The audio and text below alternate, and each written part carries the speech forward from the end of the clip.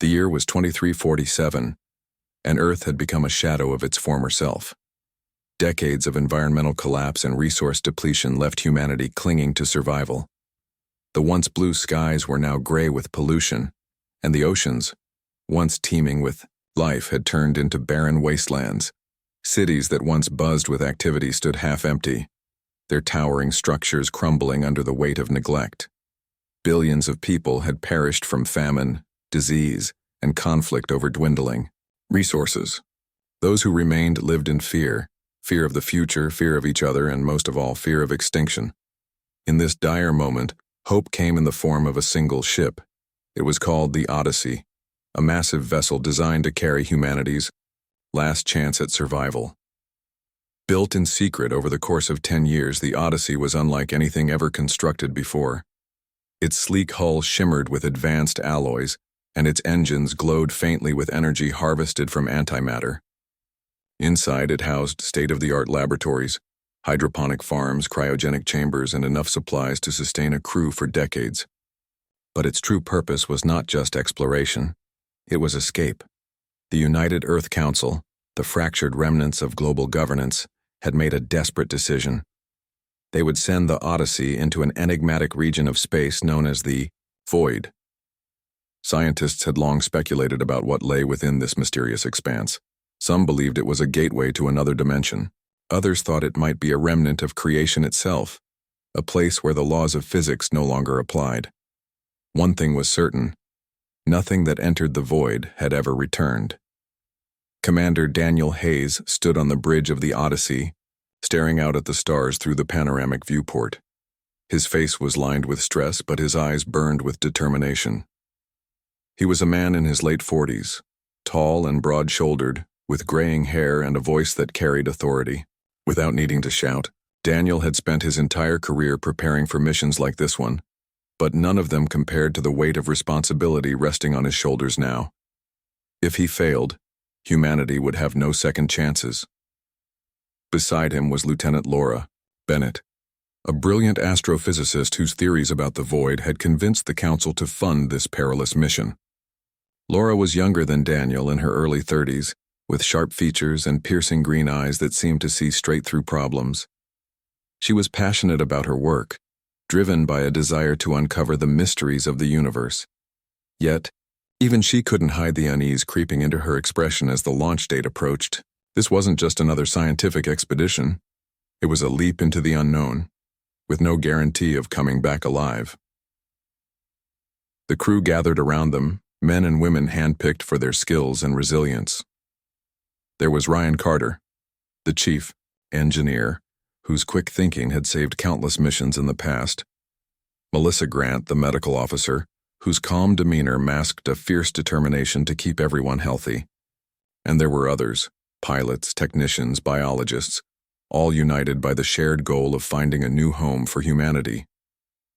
As the countdown began, messages poured in from Earth. Families begged their loved ones not to go. Friends sent heartfelt goodbyes. Strangers offered prayers and well wishes, clinging to the hope that someone somewhere might succeed where so many had failed. Daniel listened silently as these transmissions played over the ship's comm system. Each word felt like a stone added to the burden he already carried. "Do you think we're doing the right thing?" Laura asked suddenly, breaking the silence between them. Her voice was soft, almost hesitant, which was unusual for her. Daniel turned to look at her. "We don't have a choice," he replied. "If we stay here, we die. If we go, at least we have a chance.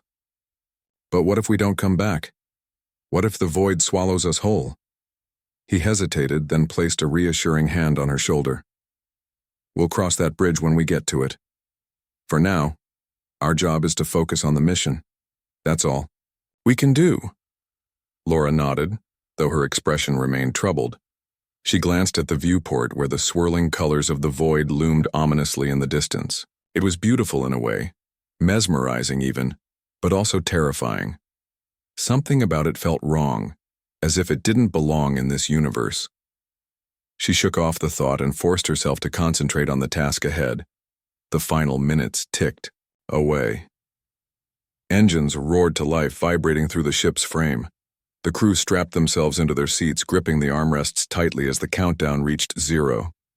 With a deafening roar, the Odyssey broke free of Earth's gravity, ascending higher and higher until the planet below became a pale blue dot against the blackness of space. For a brief moment, everyone aboard allowed themselves to feel a flicker of hope. They were leaving behind a dying world, venturing into the great unknown in search of salvation. But as the ship turned toward the void, that hope quickly gave way to apprehension. The closer they got, the more unsettling the region became. Sensors detected strange fluctuations in radiation levels. Time seemed to stretch and compress unpredictably. And then there were the whispers, soft, indistinct murmurs that echoed through the corridors, though no one could pinpoint their source. Daniel addressed the crew over the intercom. "Everyone, listen up. We're entering uncharted territory. Stay sharp, follow protocol, and report anything unusual immediately. This is it. We're making history." His words did little to ease the growing tension. As the Odyssey drew nearer to the void, the crew braced themselves for whatever lay ahead. None of them knew what awaited them beyond the edge of known space, but every soul understood the stakes. This was humanity's final gamble, a desperate attempt to claw their way back from the brink of extinction. And so, with engines blazing and hearts pounding, the Odyssey plunged into the shimmering expanse before them. Behind them, Earth faded into darkness. Ahead, only the void, and the promise of discovery or doom, remained. The moment the Odyssey crossed the threshold into the void, reality seemed to unravel. The ship's systems faltered, throwing alarms and warnings across every console. Lights flickered erratically, casting eerie shadows on the walls. Instruments that had worked flawlessly during testing now spun wildly, displaying readings that made no sense. Time itself felt distorted. Seconds stretched into minutes, and then snapped back in an instant. It was as if the void rejected their presence, twisting everything around them into something unrecognizable. Commander Daniel Hayes stood on the bridge, gripping the railing tightly as he tried to make sense of what was happening. His face was tense, his jaw clenched as he watched the chaos unfold. "Report," he barked, his voice cutting through the noise. Ryan Carter, the chief engineer, rushed to his side. "Sir, the engines are fine, but the sensors are going haywire. I'm reading radiation spikes, gravitational anomalies, and, well, things I can't even explain. Can we stabilize the ship?" Daniel asked, his eyes scanning the room. "I'll do my best," Ryan replied, already heading toward the engineering station. He knew this wasn't just a technical issue. It was something far beyond anything they'd encountered before. Meanwhile, Lieutenant Laura Bennett sat at her station, staring at the data streaming across her screen. Her fingers flew over the keyboard as she tried to filter out the noise and find patterns in the chaos. But the more she analyzed, the stranger it became.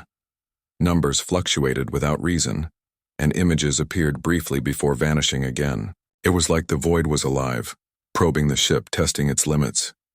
"We're not alone here," Laura muttered under her breath. She glanced up at Daniel, who was pacing back and forth. "Commander, I think there's something out there. Something intelligent." Daniel stopped mid-step and turned to her. "What makes you say that?" "The data," Laura explained, pointing at her screen. "It's too organized to be random. Look at these sequences, they're almost like code." Before Daniel could respond, the ship shuddered violently, throwing everyone off balance. Crew members stumbled, grabbing onto whatever they could to steady themselves. Alarms blared louder, and the lights dimmed for a moment before returning to full brightness. The viewport showed nothing but swirling darkness outside, dotted with faint pulsating lights that seemed to shift unpredictably. "What was that?" Melissa Grant, the medical officer, asked, her voice tinged with panic. "I don't know," Daniel admitted grimly, but it felt deliberate.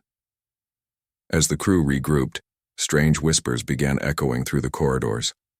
At first, they were faint, almost imperceptible, but soon they grew louder. No one could pinpoint their source. They seemed to come from everywhere and nowhere at once. Some crew members claimed the whispers sounded like voices speaking in languages they didn't understand, while others described them as guttural growls or melodic hums. Laura spent hours trying to record the sounds, hoping to analyze them, but the audio equipment picked up only static. Still, the whispers lingered in her mind long after she left the lab. They felt personal, as if they were meant for her ears alone. She couldn't shake the feeling that the void was trying to communicate. Days passed, or at least it felt like days. Without reliable timekeeping, it was impossible to tell how long they had been inside the void. Meals were eaten in silence, conversations were strained, and sleep became a luxury few could afford. The crew's nerves frayed with each passing hour. Tempers flared over minor disagreements, and paranoia began to creep in. Some whispered about turning back, though no one dared suggest it to Daniel. Then, one night, something changed. The whispers stopped abruptly, replaced by an unsettling stillness. The ship's system stabilized, and the swirling darkness outside gave way to a new sight. On the main screen, glowing symbols appeared, shimmering with an otherworldly energy. They pulsed rhythmically as if alive and filled the bridge with an eerie light. Everyone gathered around, staring in awe and fear at the display. "What is that?" Ryan asked, breaking the silence. Laura stepped forward, her eyes wide with fascination. "I think it's a message," she said, her voice barely above a whisper. "A message from what?" Daniel demanded, his tone sharp. "We're in the middle of nowhere. There shouldn't be anything out here." "I don't know," Laura admitted. "But it's not random. These symbols follow a pattern. Look." She pointed at the screen, tracing the lines with her finger. "They repeat in cycles like language." Daniel frowned, studying the symbols closely. They were unlike anything he'd ever seen. Flowing curves intertwined with sharp angles, glowing in shades of blue, green, and gold. Despite their alien appearance, there was a strange beauty to them, as if they carried meaning beyond human understanding. "Can you decode it?" he asked finally. "I'll try," Laura replied, already pulling up programs on her console. She worked tirelessly, running algorithms and cross-referencing databases, but progress was slow.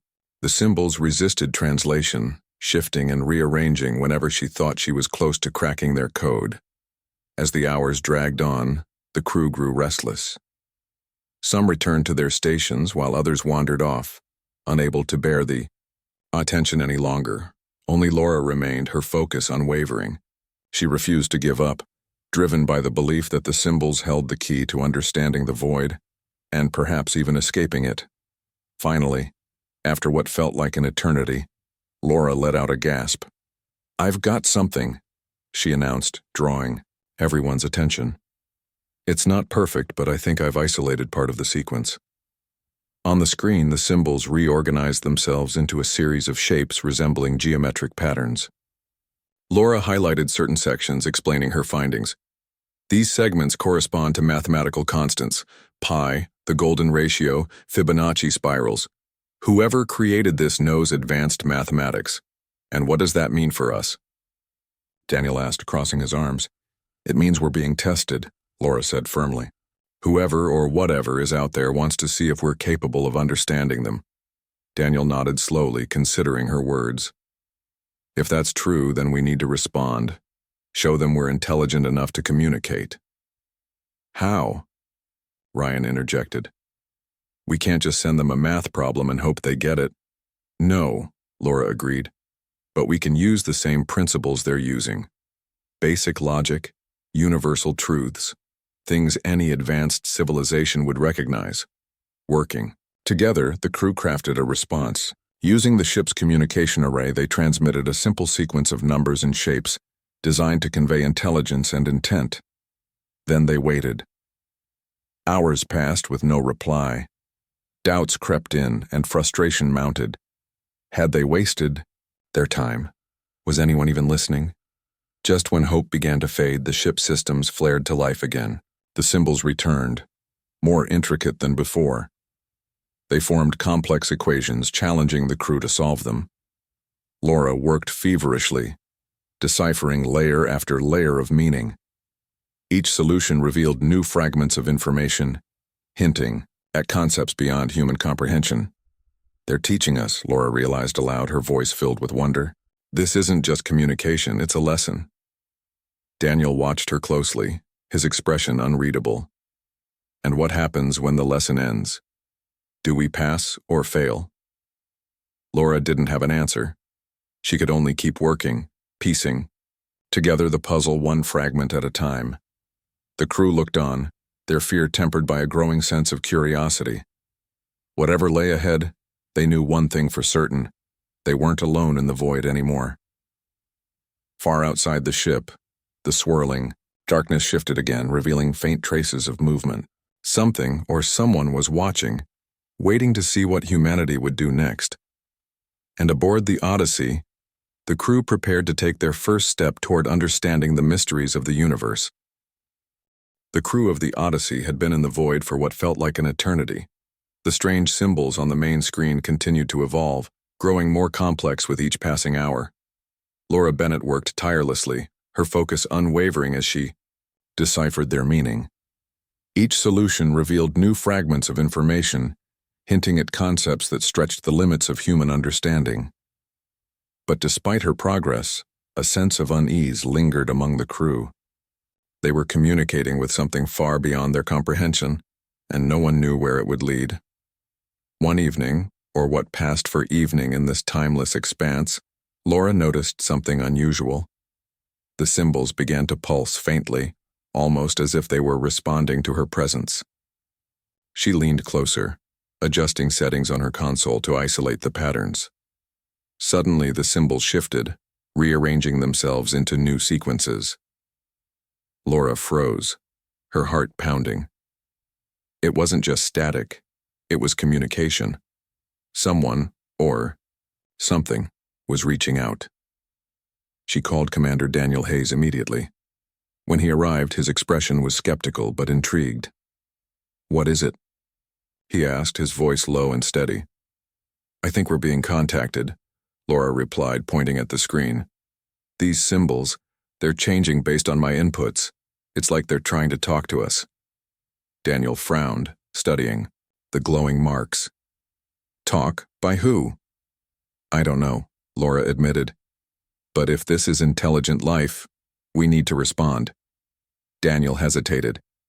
Trusting an unknown entity in such a hostile environment carried risks. Still, ignoring a potential lifeline wasn't an option either. "How do you plan to answer?" Using basic principles of mathematics and universal constants, Laura crafted a simple response, a series of numbers and geometric shapes designed to convey logic and intent. She transmitted the message through the ship's communication array, unsure if it would even reach its intended recipient. The crew waited anxiously, watching the screen for any reaction. Hours passed with no response. Just as frustration began to mount, the ship's systems flared to life again. This time the symbols returned more intricate than before. They formed complex sequences, almost like equations, challenging Laura to solve them. She worked feverishly, deciphering layer after layer of meaning. Slowly, fragments of understanding began to emerge. The symbols represented concepts: time, space, existence. Whoever was communicating possessed intelligence far beyond human comprehension. Then, late one night, everything changed. The ship shuddered violently, throwing everyone off balance. Emergency lights flashed as the crew scrambled to stabilize the vessel. When the turbulence finally subsided, silence fell over the bridge. Outside the viewport, the swirling darkness of the void had shifted. In its place loomed a colossal entity, its form shimmering like liquid metal under sunlight. It dwarfed the Odyssey, radiating an aura of both awe and terror. "What is that thing?" Ryan Carter, the chief engineer, whispered, his voice trembling. No one answered. The entity moved slowly, circling the ship as if inspecting it. Its surface rippled and flowed, taking on shapes that defied description. Tentacles of light extended toward the hull, brushing against it gently. Sensors detected no weapons or signs of aggression, yet the sheer size of the being was enough to instill fear. "They're not attacking," Laura said, her eyes wide with wonder. "I think they're curious." "Curious?" Daniel snapped, turning to face her. "That thing could crush us without even trying." "We don't have a choice," Laura insisted. "If we want answers, we need to stay calm and observe." If responding to her words, the entity projected images directly into the minds of the crew. Visions flooded their thoughts, alien landscapes filled with towering crystalline structures, oceans of liquid light, and skies painted in colors never seen on Earth. Civilizations thrived in these worlds, advanced beyond imagination. Some were peaceful, others warlike, but all shared a common thread. They coexisted with this entity, learning from it and contributing to its vast collective knowledge. Among the visions were glimpses of Earth itself, seen through countless millennia. The crew watched as humanity evolved, built cities, and reached for the stars. But they also saw the mistakes, the wars, the pollution, the greed that led to their current plight. Tears streamed down Melissa Grant's face as she witnessed the destruction of ecosystems and the suffering of billions. It was a stark reminder of how far they had fallen. The entity paused, allowing the crew to process what they had seen. Then it spoke, not with words, but with emotions and concepts that transcended language. It identified itself, or at least offered a concept humans could interpret: Aerith. Aerith claimed to be part of a collective consciousness spanning galaxies, existing outside the constraints of linear time. Its purpose was to guide lesser species toward growth and sustainability, ensuring the survival of life throughout the universe. Laura was captivated. "It wants to help us," she murmured, her voice filled with awe. "Aerith sees our potential. It knows we can change." Daniel wasn't convinced. "Or it's manipulating us," he countered. "We don't know what it really wants. For all we know, this could be a trap." Tensions rose as the crew debated how to proceed. Some, like Laura, believed Aerith offered humanity's best chance at redemption. Others sided with Daniel, fearing the consequences of trusting an alien intelligence. Arguments erupted in the mess hall, corridors, and even the bridge. The once unified team fractured under the weight of uncertainty. Meanwhile, subtle changes began occurring aboard the ship. Equipment that had malfunctioned since entering the void suddenly worked perfectly. Wounds healed faster and fatigue melted away. Crew members reported feeling different, as if their thoughts were no longer entirely their own. Whispers echoed through the halls, softer now but still present, urging them to trust Aerith. Daniel noticed these changes first. He confronted Laura in private, his tone sharp with accusation. "Something's wrong. People are acting strange. Have you considered that Aerith might already be influencing us?" Laura hesitated, then nodded reluctantly. "I've thought about it. But isn't that what we came here for? To find a way to save humanity? Maybe this is the price we have to pay." "The price?" Daniel repeated, his voice rising. "You mean losing ourselves? Becoming something else entirely?" Before Laura could respond, the ship's alarms blared again. Everyone rushed to the bridge where the main screen displayed a new set of symbols. Aerith was proposing something, a deal. Through Laura's efforts, the crew pieced together its offer: safe passage home in exchange for carrying fragments of Aerith's essence back to Earth. These fragments would integrate with humanity's collective psyche, guiding them toward a sustainable future. The proposal ignited heated debates. Some argued it was a miraculous opportunity, while others saw it as a threat to their autonomy. Daniel and Laura found themselves at odds, their differing perspectives dividing the crew further. As arguments raged, the entity remained silent, watching and waiting. In the end, the decision rested with Commander Hayes. He stood on the observation deck, staring out at Aerith's shimmering form. The weight of responsibility pressed down on him, heavier than ever before. Whatever choice he made would shape the fate of humanity, for better or worse. Far above, the stars twinkled silently, indifferent to the drama unfolding below. Somewhere, within the depths of the void, Aerith lingered, its intentions unclear. And aboard the Odyssey, the crew prepared to make the hardest decision of their lives. The decision weighed heavily on Commander Daniel Hayes. He stood alone on the observation deck, staring out at Aerith's shimmering form.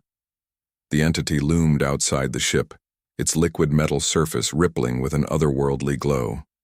It didn't move or speak, yet its presence filled the room like a living thing.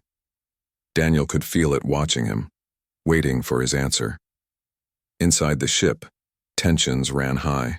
The crew was divided, their arguments echoing through the corridors.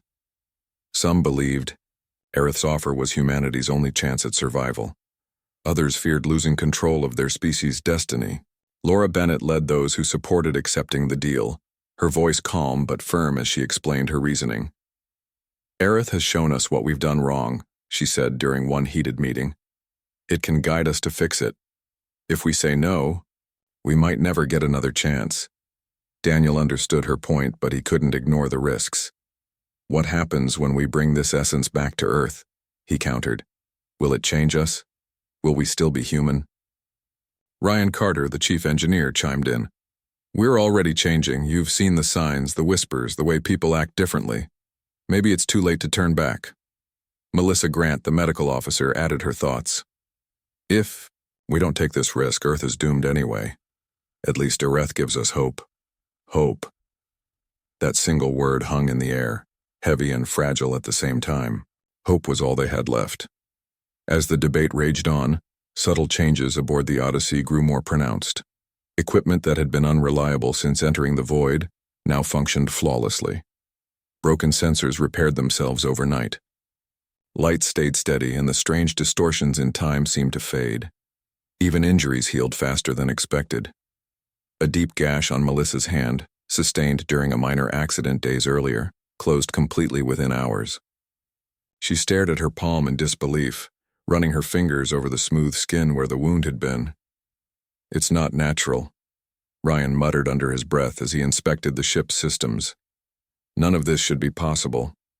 But the most unsettling change was inside the crew's minds. The whispers grew louder, clearer. They weren't just random sounds anymore, they carried meaning. Fragments of thoughts, emotions, and memories drifted into their consciousness, urging them to trust Aerith. Some crew members began acting differently, speaking in soft tones about feelings of unity and purpose. They claimed to hear voices guiding them, showing them visions of a better future. Daniel noticed these shifts first. He saw the glazed look in some of his crew's eyes, the way they nodded absently when discussing Aerith's proposal. It frightened him. Was this influence part of the bargain? Or was it something more sinister? He confronted Laura again, pulling her aside after another exhausting argument. "You see what's happening, don't you?" he demanded, his voice low but urgent. "People are changing, losing themselves." Laura hesitated, then nodded slowly. "I know. But maybe this is necessary. Maybe we need to let go of who we are to become something better." "Better? Or something else entirely?" Daniel shot back. "We don't even know what Aerith truly wants. What if it's using us? And what if it's saving us?" Laura replied, her voice rising. "Daniel, we came here to find answers, to save humanity. If we walk away now, we're giving up." Her words struck a nerve. Daniel wanted to argue, to insist they had other options, but deep down, he knew she was right. Humanity was out of time. Earth was dying, and the Odyssey carried their last hope. Turning back meant admitting defeat. The final vote took place in the ship's conference room. Every crew member gathered around the table, their faces tense with anticipation. Daniel called the meeting to order, his voice steady despite the turmoil inside him. "We all know the stakes," he began. "This decision will shape the future of our species. I've heard your arguments, and now it's time to choose." One by one, the crew cast their votes. Most sided with Laura, believing Aerith's offer was worth the risk. A small group, including Daniel, remained cautious, but their numbers were too few to sway the outcome. When the tally was complete, the result was clear. Humanity would accept Aerith's bargain. Laura exhaled deeply, relief washing over her face. "Thank you," she said softly, addressing the room. "We're doing the right thing." Daniel didn't respond. He sat silently, staring at the table, his mind racing. Part of him wanted to believe they were making the right choice, but doubt gnawed at him. He couldn't shake the feeling that they were stepping into something far bigger and far darker than they understood. With the decision made, Aerith responded immediately. The symbols on the main screen shifted, forming new patterns that Laura quickly deciphered. "It's preparing to transfer the essence," she announced, her voice trembling with excitement. "We'll carry fragments of Aerith's consciousness back to Earth." "How does it work?" Ryan asked, frowning. "Are we talking about physical objects? Data? What exactly are we bringing home?" "I'm not sure," Laura admitted. "But it seems to involve integration, connecting Aerith's essence with ours." The process began shortly afterward. A beam of light extended from Aerith's form, piercing the hull of the Odyssey. It passed through walls and bulkheads without resistance, flooding the ship with warmth and energy. Crew members felt it flow through them, a tingling sensation that spread from head to toe. Visions flashed in their minds, images of thriving ecosystems, advanced technologies, and peaceful societies. For a moment, they glimpsed a future where humanity had overcome its flaws, but not everyone experienced the same thing. Daniel resisted the intrusion, fighting against the sensations coursing through his body. He clenched his fists, gritting his teeth as waves of emotion threatened to overwhelm him. Memories surfaced unbidden, childhood dreams, regrets, fears all laid bare before Aerith's probing presence. He wanted to scream, to push it away, but he couldn't. Slowly, inexorably, the essence seeped into his mind, merging with his thoughts. When it was over, the light faded, leaving the ship eerily quiet. The crew stood frozen, their expressions blank as they processed what had happened. Some looked dazed, others awestruck. Laura smiled faintly, her eyes shining with newfound clarity. "It's done," she whispered. "We're ready." Daniel said nothing. He felt different. His thoughts were sharper, clearer, but also heavier, as if burdened by knowledge he couldn't fully grasp.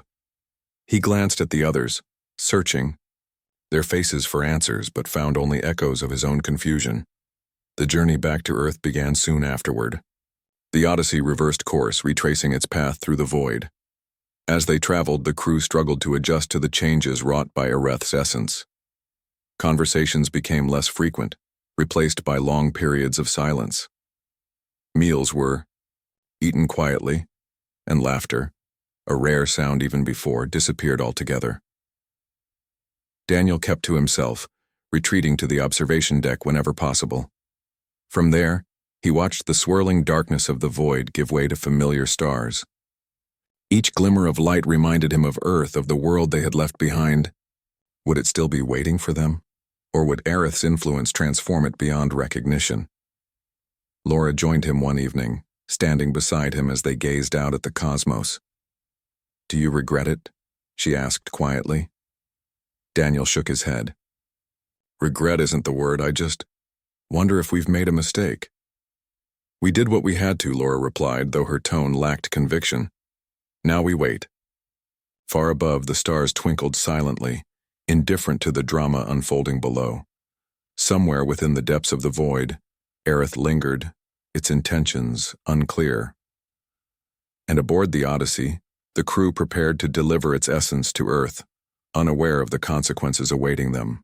The Odyssey emerged from the void, its hull battered but intact. The swirling darkness gave way to the familiar cold vastness of space, dotted with distant stars. For the first time in what felt like an eternity, the crew could breathe a little easier. They were no longer in the suffocating grip of the void, but the weight of their mission still pressed down on them. Aerith's essence was aboard the ship, woven into their minds and bodies. It was silent now, dormant, but Daniel Hayes couldn't shake the feeling that it was waiting. For what, he didn't know. The journey back to Earth took weeks, though it felt far longer. Time seemed distorted even outside the void, as if Aerith's influence lingered in ways they couldn't fully comprehend. Conversations among the crew became rare, replaced by long stretches of silence. Meals were eaten quickly, almost mechanically. Some crew members spent hours staring out viewports lost in thought. Others buried themselves in work, trying to distract themselves from the unease gnawing at their minds. Daniel spent most of his time alone on the observation deck, watching the stars streak past as the ship hurtled through space. He replayed every decision he'd made since entering the void, questioning whether he had done the right thing. Had they saved humanity or doomed it? Laura visited him occasionally, her presence both comforting and unsettling. She seemed different now, calmer, more certain, but there was something distant about her, as if part of her was no longer entirely human.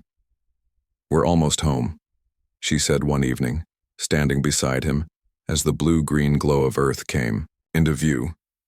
Her voice was soft, almost reverent. Daniel nodded but didn't respond. He stared at the planet below, his chest tightening with dread.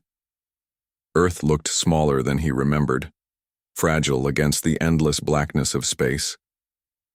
As they drew closer, the details became clearer, or rather, the lack of them did.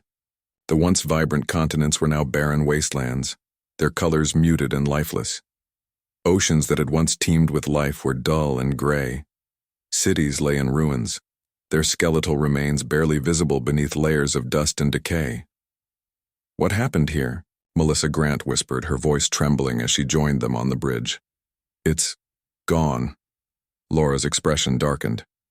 "We were too late," she murmured. "Humanity destroyed itself while we were away." No one spoke. The weight of their failure hung heavy in the air. They had risked everything to save their species, only to find that there was nothing left to save. The realization hit each of them differently. Ryan Carter clenched his fists, his jaw tight with anger. Melissa covered her mouth, tears streaming down her face. Even Daniel, who prided himself on his composure, felt the sting of despair. But then, something unexpected happened. As the Odyssey entered Earth's atmosphere, faint changes began to ripple across the surface. Dead forests sprouted new growth, their leaves unfurling in bursts of green. Rivers flowed again, carving paths through cracked earth. Grass spread across barren plains, vibrant and alive. The transformation was subtle at first, almost imperceptible, but it grew stronger with each passing moment. "What's going on?" Ryan asked, his voice filled with awe. "It's Aerith," Laura replied, her eyes wide with wonder. "Its essence is spreading. It's healing the planet." The crew watched in stunned silence as Earth came back to life. Deserts bloomed into lush landscapes. Mountainsides erupted with wildflowers. Animals they hadn't seen in centuries reappeared, roaming freely across restored habitats. The air cleared, filling with the scent of fresh rain and growing things. It was as if the planet itself was taking a deep breath, shaking off centuries of neglect and pain. For the first time in months, hope flickered within the hearts of the crew. Maybe they hadn't failed after all. Maybe Aerith truly had given them a second chance. When the Odyssey landed, the crew stepped onto the surface of Earth for the first time in years. The ground beneath their feet was soft and fertile, unlike the cracked, barren soil they had left behind. Birds chirped overhead, and the wind carried the sweet smell of blooming flowers. It was beautiful, but also eerie. Something about the scene felt unnatural. "This isn't just restoration," Daniel said, his voice low. "It's creation." Laura nodded, her expression thoughtful. "Aerith isn't just repairing the damage, it's reshaping the world, making it better than it ever was." "But at what cost?" Daniel countered. "What happens to us? To humanity?" His question went unanswered. Over the following days, the crew explored the transformed planet, marveling at the changes but also growing increasingly uneasy. Subtle signs of Aerith's influence were everywhere. Plants grew faster than they should, adapting to conditions in impossible ways. Animals displayed intelligence far beyond their natural abilities, solving problems and working together in ways that defied explanation. And then there were the people, or what remained of them. Scattered groups of humans still survived, clinging to existence in isolated pockets. When the crew encountered them, they found something strange. These survivors spoke softly, their voices calm and measured. Their eyes glowed faintly, as if lit from within. They welcomed the crew warmly, speaking of unity and purpose, of a shared destiny guided by a higher power. It's already begun, Laura realized aloud, watching. A group of villagers tend to crops with uncanny efficiency. Aerith's essence has integrated with them. They're changing. Changing into what? Daniel demanded, his tone sharp. Are they still human? I don't think so, Laura admitted. Not entirely. But maybe that's not such a bad thing. Daniel stared at her, shocked. You can't mean that. Losing our humanity, it's not a price worth paying. Isn't it? Laura shot back, her voice rising. Look around you, Daniel. This world is dying. Humanity couldn't fix it. Aerith can. If we let go of who we are, maybe we can become something better. Her words sent a chill down his spine. He wanted to argue, to insist they fight for their identity, but he couldn't deny the truth. Earth was healing. Life was returning. And yet something about it felt wrong. Unnatural, even. As weeks turned into months, the changes continued.